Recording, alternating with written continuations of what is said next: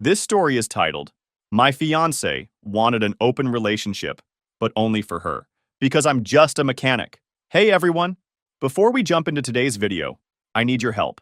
We've noticed the channel is losing some traction, and subscribing is one of the best ways you can support us. It's quick, free, and it helps us keep bringing you awesome content. Your support means the world. Let's keep this channel growing together. Thanks so much. Now let's start the video. Hey guys, just throwing this out there because I got some thoughts rattling around. I, 29 male, work as a mechanic. Been there since I was 23, and honestly, I love what I do. Get to fix things with my hands all day, good group of guys to work with, and my boss is more like a father figure than a boss. The pay's decent enough. Not gonna make me rich or anything, but I can cover my bills and even put some money aside most months. Best part of my job is this project I've been working on. My grandpa's 1967 Mustang. Man, that car is special. Before he passed from cancer, Gramps made me promise to finish restoring it. He's the one who taught me everything about cars, starting when I was just this little kid who could barely reach the hood without standing on a milk crate. Used to joke that motor oil ran in our veins instead of blood. So anyway, 4 years ago, I met Sarah. Funny story actually, her dad's a mechanic too, owns his own shop across town. He brought this tricky transmission job to the garage for a second opinion, saw me working, and decided to play matchmaker. Asked me to look at his daughter's car, said the AC was acting up. Classic dad move, right? When Sarah came to pick up her car, we just clicked. She was working as a regular office worker at this marketing firm downtown, nothing fancy. We went for coffee, talked for hours. She actually seemed interested in my work, asked questions about the cars I was fixing.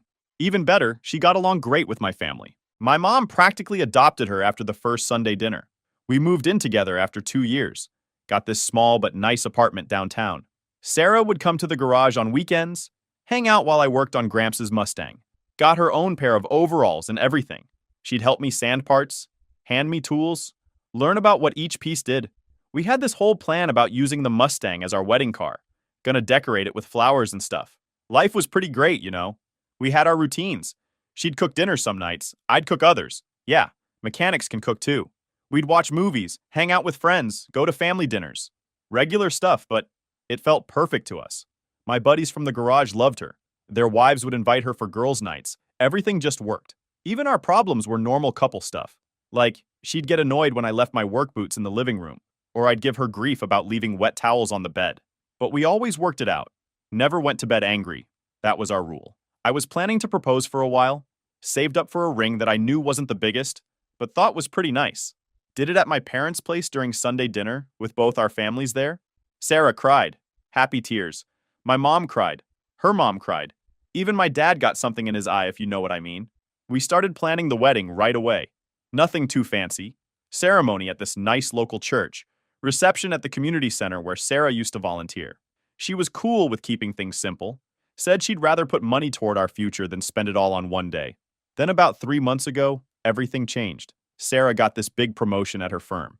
Went from regular office worker to some kind of senior brand strategist position. Was really excited about it, telling me about all these projects she'd get to work on. I was proud of her, you know? She worked hard for it. But man, if I'd known then what was coming. After SARS got this big promotion, suddenly everything about her changed. And she was so obvious about the whole thing. Like seriously, did she think I was stupid just because I work with cars instead of computers? Like, every morning she'd spend like an hour getting ready for work. New makeup, new hairstyle, these expensive clothes she kept ordering online. We're talking $300 blouses and stuff. I saw the credit card bill one time when I was paying our rent online. That's almost what I make in 2 days of work, just for one shirt. Her supervisor, Mark, started scheduling all these emergency late-night meetings. Like, how many emergencies can a marketing company really have? They're not saving lives or fixing broken-down cars on the highway at 2 a.m. like my buddy Tony has to do. But Sarah would come home at 9, sometimes 10 p.m., talking about how they lost track of time working on projects. I started noticing other stuff too, like how she'd always put her phone face down when she was around me, or how she'd step out onto our apartment balcony to take calls, even when it was freezing outside. One time, I got up to use the bathroom at night and saw her texting someone at 1 a.m., but when she noticed me, she quickly turned off her phone and pretended to be asleep. The worst part was how she started acting around my friends and family. These are good people, you know? Salt of the earth type folks who'd give you their last dollar if you needed it. My best friend Ray's wife had a baby, and they invited us over for dinner. Sarah spent the whole time checking her phone under the table, then made us leave early because she had a headache. Saw her posting on Instagram an hour later from some wine bar with her work friends. Then there was this one time my sister Amy needed help moving. Sarah used to love Amy, they were like best friends. Amy even asked her to be her maid of honor last year. But suddenly Sarah's too busy to help her move. Said she had this big presentation to prepare for. So I went alone to help Amy, and guess what? One of Amy's new neighbors works at Sarah's company. Said there weren't any big presentations that week. The changes at home were just as bad. We used to cook dinner together almost every night. Nothing fancy, just regular food, but it was our thing. She'd chop vegetables while I handled the meat and stuff, and we'd talk about our day. Now she was always grabbing dinner with the team or networking over apps, whatever that means. When she was home, she'd just order expensive takeout and eat while staring at her phone. Remember that Mustang I mentioned? Sarah stopped coming to the garage completely. Used to be our Saturday thing. We'd work on the car together, grab lunch from this little Mexican place around the corner, make a whole day of it. The owner, Maria, still asks about her sometimes. Now Sarah says the garage is too dirty, and she can't risk ruining her work clothes. Like she can't change clothes or something? One Saturday I was at work. Yeah, I pick up extra shifts sometimes. Sue me for wanting to save more money. And Sarah said she was going shopping with her work friends. Then my cousin Tim texted me a picture. He'd seen Sarah and Mark at this fancy restaurant across town. Definitely not shopping. They were sitting real close, laughing about something. Tim asked if I knew she was there. I played it cool, said yeah, must be a work lunch. Tim's not stupid though. He just sent back bro, and I knew what he was thinking. I started watching more closely after that. Notice how her work events were always on days when I had late shifts at the garage? Or how she'd get all nervous if I said I might stop by her office to bring her lunch.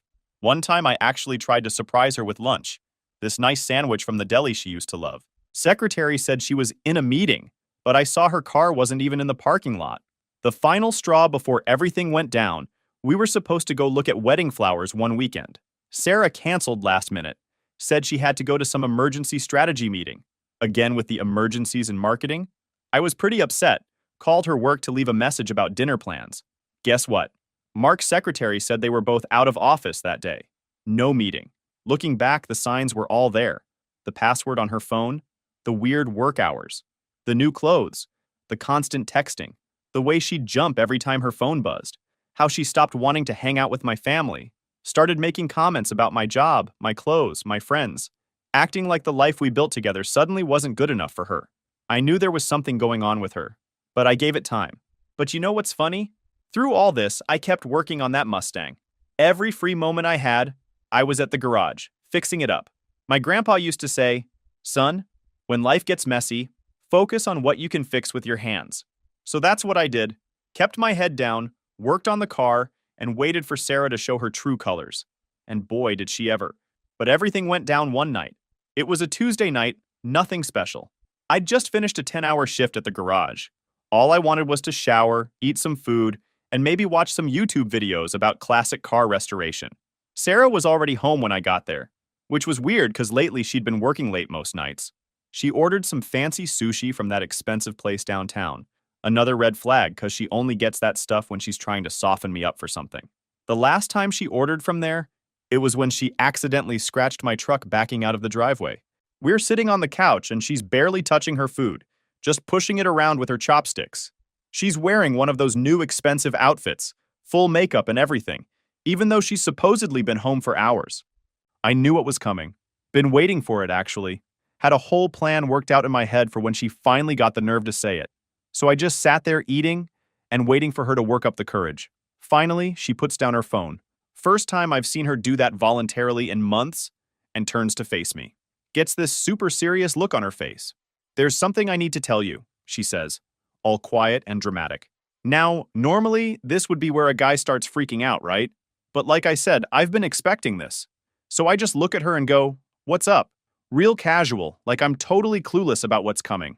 She starts this whole speech she's obviously been practicing. I've been doing a lot of thinking lately. Yeah, bet you have. And I feel like maybe we should explore other options before the wedding. She's talking all careful, like she's explaining something to a kid. I take another bite of my sushi, acting like I'm thinking real hard about what she's saying. Then she drops it. I think we should try an open relationship. My stomach sank. Sarah had always watched her friends get into open relationships and called it the dumbest thing ever, never even considered it for us. But now, with our wedding coming up soon, there was no way this was coming out of nowhere. Something was off, and I knew it. I wanted to start screaming, but looking at her face, how desperate and eager she was for my response, I played along. This is where my plan came in. Instead of getting mad or upset like she probably expected, I set my chopsticks down, took a breath, and said, "You know what? I've actually been thinking the same thing. Y'all should have seen her face. Like someone just told her they were canceling her favorite reality TV show. Her mouth literally dropped open. I kept going, really getting into it now. Man, I'm so glad you brought this up. I've been wondering how to talk to you about it. This is perfect timing." I'm grinning like I just won the lottery or something. She starts stuttering, clearly not expecting this reaction. You have? Totally, I say, pulling out my phone. Actually, you know that new receptionist at your office? Jessica? The one with the red hair? Think you could get her number for me? She seems super cool, and she's always so nice when I come by. That's when Sarah's whole face changed. Like, you could literally see the moment her plan backfired. She goes from shock to angry in about half a second. Jessica, why would you want Jessica's number? I played dumb. Well, if we're doing an open relationship, I figured I'd start there. She mentioned she's into classic cars last time I was at your office. Maybe I could show her the Mustang. Sarah jumped up from the couch like it was on fire. That's not what I meant, she practically yells. You can't date Jessica. Why not? I ask, still keeping my voice super casual. Isn't that what an open relationship means? We both get to see other people? That's when it all came pouring out. It was the moment I knew exactly how she felt about me. According to Sarah, I'm not in the right place career-wise to date someone like Jessica. Apparently, I need to work on myself first. Oh, and the best part? She thinks it should be a one-sided open relationship, just for her, because she's the one experiencing all this growth at her new position. I couldn't help it.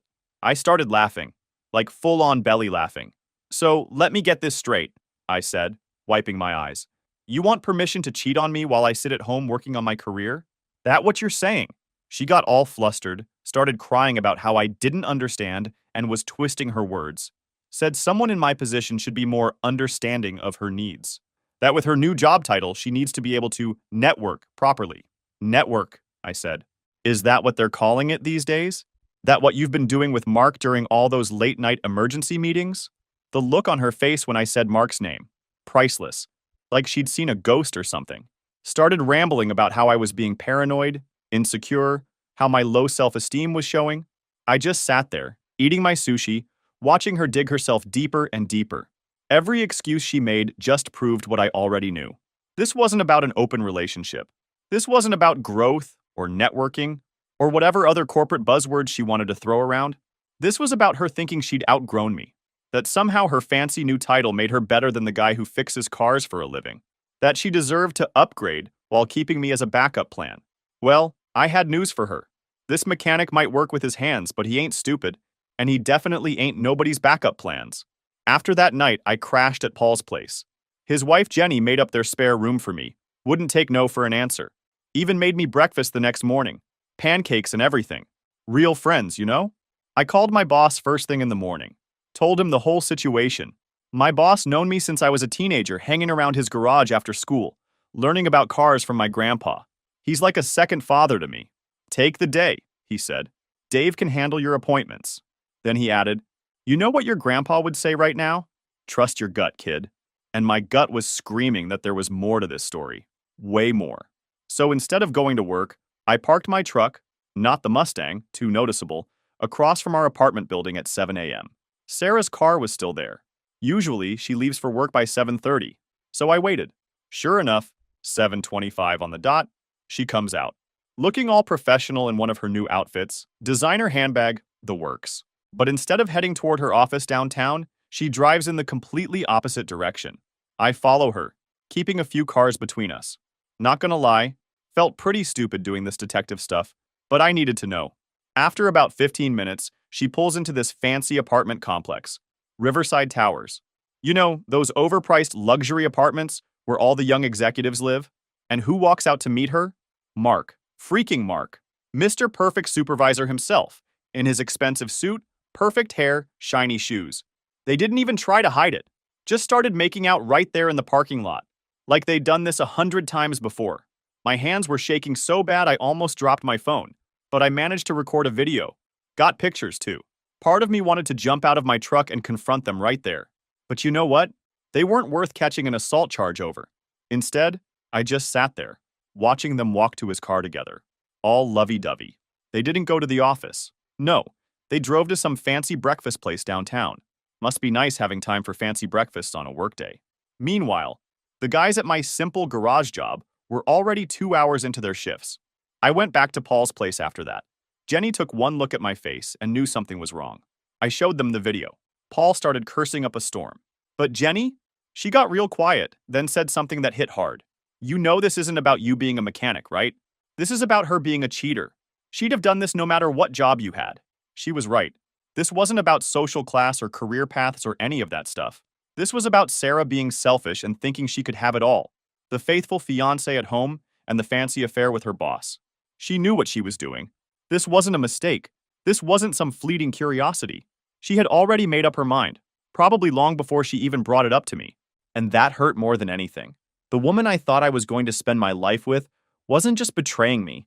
She was willing to lie straight to my face and pretend it was some enlightened idea we should explore together. But what stung even more? The way she looked at me after she got that promotion. Like I wasn't on her level anymore. Like the guy she used to call a real man was suddenly less. I used to be her rock, the one she admired, the one she'd brag about. He can fix anything, she used to say. He's solid, dependable, a real man. But now I was just the guy she came home to after spending her days in some shiny office with people she suddenly thought were better. She didn't respect me anymore. And honestly, that was worse than her cheating. So I spent the rest of the morning making calls. First to the venue. Lucky they had a cancellation policy. Lost my deposit, but whatever. Then the caterers, the DJ, all those other wedding things you never think about until you have to cancel them. The woman at the flower shop actually cried when I told her what happened. Said her husband had done something similar years ago. Gave me a full refund and told me to use the money to buy myself something nice. People can be really kind sometimes, you know. Then I did something I probably should have done weeks ago. I drove to Sarah's parents' house.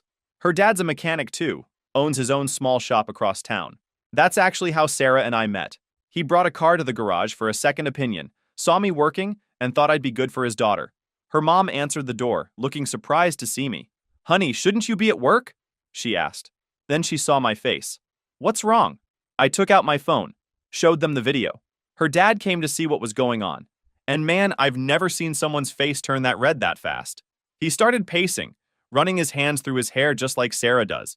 Used to do, when she's upset. "How long?" her mom asked quietly. "Don't know for sure," I said. "But my guess? Since the promotion." Her dad stopped pacing. "The promotion she got right after Mark became her supervisor?" I nodded. Everything was clicking into place now. Her mom started crying. "We raised her better than this," she kept saying. Her dad just looked disappointed, like he'd failed somehow. "Not your fault," I told them. "You did raise her better. She just chose differently." I showed them the credit card statements too. All the restaurant charges, the hotel charges. Showed them screenshots of her work event Instagram posts from nights I knew she was with Mark. "She asked for an open relationship last night," I said finally. "But only for her. Said I wasn't sophisticated enough to date other people." Her dad slammed his hand on the table. "Sophisticated? That what they call cheating these days?" We talked for a while longer. They kept apologizing, but I told them they had nothing to be sorry for. They weren't the ones cheating on me. Before I left, her dad hugged me. "You're still welcome here anytime," he said. "You're the son I never had." I drove back to Paul's place after that, feeling weirdly peaceful. Yeah, my wedding was canceled. Yeah, my fiancée was cheating on me with her boss. Yeah, I'd lost the deposit on pretty much everything. But you know what? For the first time in months, I didn't feel like I wasn't good enough. Didn't feel like I had to apologize for my job or my friends or who I was. I texted my boss, "Coming in tomorrow. Got a Mustang that needs finishing." His response? "That's my boy. Your grandpa would be proud." And you know what? I think he would be. Not because I caught Sarah cheating, but because I refused to let anyone make me feel ashamed of who I am and what I do for a living. The next day, Sarah's mom called me around noon. Said Sarah had been blowing up their phones all morning, crying about how I was being unreasonable and needed to think things through. I guess she didn't know I'd already shown them the evidence. Her mom asked if I'd come over again. Said Sarah was coming for dinner and it was time to end this mess. I didn't really want to, but her dad got on the phone. Son, you deserve to say your piece, and she needs to face what she did. So there I was, sitting in their kitchen at 6 p.m., helping her mom make dinner like I'd done 100 times before. Almost felt normal, except for the tension in the air. Her dad was in his garage. Yeah, they got one too, probably trying to keep his cool. Then we heard Sarah's car pull up. Her mom squeezed my hand and whispered, "Stay strong." Sarah walked in like she owned the place, still in her fancy work clothes. Then she saw me at the kitchen counter, and her face went white, like ghost white. "What's he doing here?" she demanded, looking at her mom. Before anyone could answer, her dad came in from the garage, wiping his hands on a rag, just like I do at work. "Sit down," he said in that voice parents use when you're in serious trouble. Sarah sat. "Guess some habits don't change even when you're a fancy marketing executive. Now," her dad continued, "you've been calling us all day about how unreasonable your fiancé is being. So here he is. Talk." Sarah started her whole speech again, about growing apart, about needing space to explore, about how I was being controlling and unsupportive of her career growth. Her mom just kept cooking, but I saw her shaking her head. When Sarah finished, her dad looked at me. "Show her." I pulled out my phone, pulled up the video from that morning, placed it on the table, and hit play. Sarah's face went from confused to horrified as she watched herself kissing Mark in that parking lot. That's not," she stuttered. "Not what?" I asked. "Not what it looks like? 'Cause it looks like you're making out with your boss at 7:30 in the morning when you're supposed to be at work. It looks like you're leaving his fancy apartment building. It looks like you've been lying to everyone." Her mom finally turned around. "How long, Sarah? How long has this been going on?" Sarah started crying. "It's not what you think." She tried again. I pulled out the credit card statements next. "These charges from the Grand Hotel, that not what we think either? The dinners for two at places I've never been to? All those emergency meetings that somehow always happened when I was working late?" Her dad hadn't moved from his spot by the garage door. "We raised you better than this," he said quietly. That seemed to hit her harder than anything else. "You don't understand," she said between sobs. "Mark, he sees my potential. He knows what I can become. We're the same. We have the same goals." "Goals?" her dad interrupted. "Like cheating on your fiancé? Like lying to your family? Those the kind of goals you're talking about?" I just sat there, watching her try to explain herself, watching her parents see who their daughter had really become. It was sad, honestly. "You know what the worst part is?" I finally said. "You could have just told me. If you didn't want to marry me anymore, if you'd fallen for someone else, you could have just said so. Instead, you made me feel like I wasn't good enough because I work with my hands, like I should be ashamed of being a mechanic." Her mom came and stood behind my chair, hands on my shoulders like she was protecting me. "Your father's a mechanic," she said to Sarah. "Was he not good enough either?" That hit home. Sarah looked at her dad, still in his work clothes, still holding that shop rag. He'd put 2 kids through college with that not good enough job. "Daddy, I didn't mean—" "Save it," he cut her off. "You want to throw away a good man who loves you, who works hard, who's honest, who is helping you plan a future together? Fine. But don't you dare sit in my house and act like working with your hands is something to be ashamed of." Sarah tried a different approach. I need more than—" She gestured vaguely around the kitchen, at her mom's simple home cooking, at her dad's work clothes, at me. "More than what?" her mom asked. "More than love? More than respect? More than a family that would do anything for you?" I stood up then, said what I came to say. "I'm canceling the wedding. Already started the process. You can tell Mark he won't have to sneak around anymore." "Mark's married," her dad said suddenly. We all turned to look at him. "Yeah, looked him up after you showed me that video. Got a wife and 2 kids in the suburbs. But I'm sure he sees your potential real clear." Sarah's face. Man, that was when it finally hit her. She wasn't special. She wasn't heading for some amazing future with Mark. She was just the latest office fling for a guy who probably did this all the time. She started, but I was done listening. "Keep the ring," I said. "Sell it. Upgrade your designer wardrobe, whatever. I don't want anything from you anymore." I hugged her mom, shook her dad's hand. As I was leaving, I heard Sarah start really breaking down. Heard her mom say, "Actions have consequences, sweetie." Got in my truck, sat there for a minute. Could still hear Sarah crying through the open kitchen window. I didn't feel anything. That woman is not mine to care anymore. So I started my truck, headed to the garage, had a Mustang waiting for me. And for the first time since this whole mess started, I knew exactly where I was going. After everything went down with Sarah and her parents, I threw myself into work. Like hardcore. My boss had to practically kick me out of the garage some nights. I'd work my regular shift, then spend hours on the Mustang. The guys started bringing me dinner, worried I wasn't eating right. There's this little coffee shop right across from the garage. Nothing fancy, just good coffee and simple food. Started going there on my lunch breaks because I needed somewhere quiet to think that wasn't full of car parts and worried coworkers. First time I went in, barely looked up from my phone. I was dealing with another text from Sarah trying to explain herself. This waitress comes over, her name's Mia, big eyes, and just waits. Didn't try to rush me, didn't get annoyed. When I finally look up, she's got this patient smile, like she gets it. Rough day? She asks, holding up the coffee pot. I just nodded, and she filled my cup. Want some company with that coffee, or you need space? The question was unusual to me. I looked up, and her big eyes threw me off guard. Deep, warm, and so steady, like they saw straight through the mess in my head.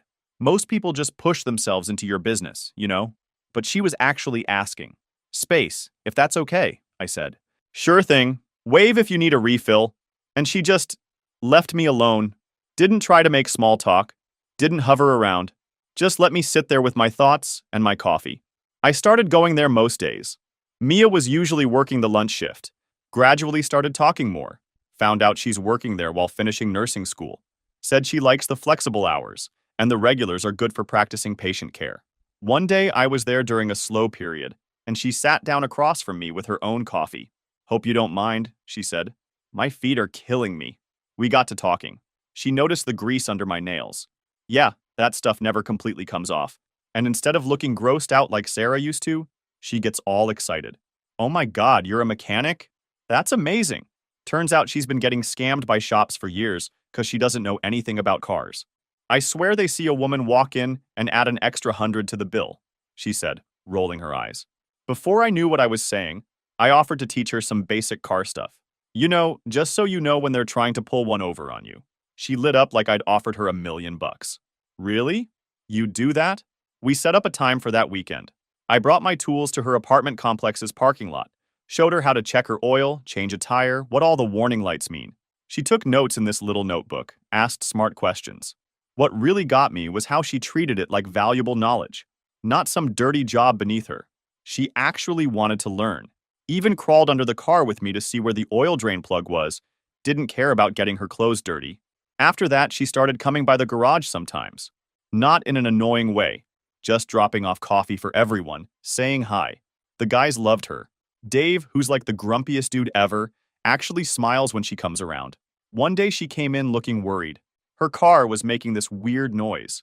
Without even thinking about it, I grabbed my tools and followed her out to take a look. Fixed it right there in the coffee shop parking lot. Just a loose belt. She tried to pay me, but I waved it off. Next day, she brings me this lunch she made herself. Nothing fancy, just a sandwich and some chips, but it was nice, you know? No complaints about grease stains or dirty hands or how I could do better than being a mechanic. We started hanging out more. She'd study at the garage while I worked on the Mustang. Started telling me about her classes, her plans for after graduation. I'd tell her about the cars I was working on, my ideas for the garage's future. The weird thing was, she actually listened, like really listened, asked follow-up questions, remembered details from previous conversations, and she never once made me feel like my job wasn't important, or like I should be doing something else with my life. One Saturday, I was showing her more about the Mustang. She sat in the driver's seat, running her hands over the steering wheel my grandpa had gripped thousands of times. Tell me about him, she said quietly. Your grandpa. So I did. Then she looks at me and says, he'd be really proud of how this is turning out. Just like that. Simple and honest. Not trying to make some grand statement or push me to change careers or anything. Just seeing the value in what I was doing. That's when it hit me. Here was someone who saw me, really saw me, and liked what she saw. Didn't try to change me or improve me or push me to be something I'm not. The guys at work noticed the change in me. Paul pulled me aside one day, said, "You're smiling again, man." Like, really smiling. And I was. Not because Mia was some perfect dream girl, or because she was fixing me after Sarah, but because for the first time in a long time, I felt like I could just be myself. Grease under my nails, simple lunch breaks, Mustang restoration and all. The best part? Mia was just as real as me. No fancy job titles, No designer clothes, no pretense, just a hardworking student who brings coffee to mechanics and isn't afraid to get her hands dirty. After Sarah, I never thought I'd trust someone like that again. But Mia, she made it easy. Not by making grand gestures or promises, but by just being genuinely interested in who I am, not who she thinks I should be. And yeah, it's been 2 months since everything went down with Sarah. The Mustang's finally finished. Every bolt, every panel, every piece exactly how Grandpa would have wanted it. Mia was there when I started it up for the first time, sitting in the passenger seat with this huge smile on her face. The engine roared to life like it was just waiting for the right moment to sing again. Later that night, Mia and I drove it to my parents' place for Sunday dinner. My mom took one look at us pulling up in Grandpa's car and started crying happy tears. Dad just nodded, that quiet, proud nod that says everything without saying anything. Sarah's dad was there too. Yeah, we still keep in touch. He's more family now than Sarah ever was. Speaking of Sarah, man, karma hit her and Mark hard. Turns out Mark wasn't just cheating with Sarah. He had this whole pattern of going after new employees. Sarah was just the latest in a long line. His wife found out in the most public way possible, caught him with some new junior exec at the company Christmas party. Like, in his office. Whole company saw the fallout. Mark's wife took him for everything in the divorce. House, cars, most of his money. Even better, she now owns half his company's shares because he was dumb enough not to get a prenup. She's on the board of directors now, and first thing she did was vote to fire him. Guy's working at some tiny consulting firm in another state now. Nobody in the industry will touch him. Sarah tried to play the victim when it all came out. He manipulated me. I didn't know he was like that. But then 3 other women came forward about Mark, and everyone found out Sarah knew about at least one of them. She lost all credibility at work, got demoted, then basically forced to resign. Last I heard from her mom, Sarah's working some entry-level job at a way smaller firm, making less than she did before the promotion that started all this. Living with her parents again cause she can't afford her fancy apartment anymore. All those designer clothes she bought? Selling them on some online marketplace to make rent? Her mom says she's doing some soul-searching. Sure, now that the fancy job and married boyfriend are gone, she's got plenty of time to search. Meanwhile, life's pretty sweet on my end. My boss is talking about making me a partner at the garage. Says he's getting too old to handle everything himself, and I'm the only one he trusts to carry on his legacy. Business is booming. Turns out lots of people prefer honest mechanics who don't try to scam them. So yeah, here where I'm at right now. Sometimes the best karma isn't about bad things happening to people who hurt you. It's about good things happening to you, because you stayed true to yourself. Final edit. Thanks for reading this long story, everyone. Your comments and support mean a lot. Special shout out to the other mechanics here sharing similar stories. We might work with our hands, but that doesn't make us any less worthy of respect. Keep turning those wrenches, brothers.